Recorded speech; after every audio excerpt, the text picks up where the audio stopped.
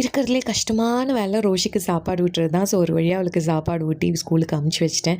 So அதுக்கப்புறம் தீப்ஷன் கூட கொஞ்சம் விளையாடிட்டு ஒரு கேக் பண்ணலாமேன்னு சொல்லிட்டு குனாஃபா கேக் தான் பண்ணிகிட்டு இருந்தேன். சூப்பராக வந்துச்சு.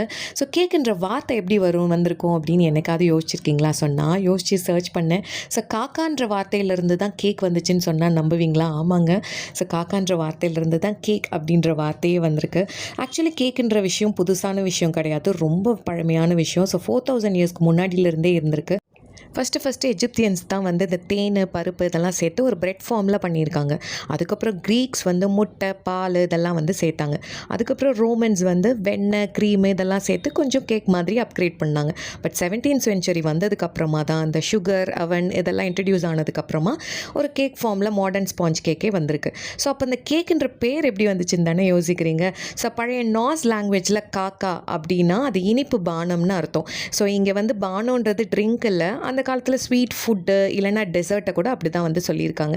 ஸோ காக்கான்ற பேர்லேருந்து அப்படியே இங்கிலீஷில் கேக்குன்னு ஆயிருக்கு. ஸோ காக்காலேருந்து கேக்கான கதையை சொல்லிட்டேன். ஸோ இப்போ என்னோடய கேக்கும் ரெடி ஆகிடுச்சு, சாப்பிட்டு போங்க.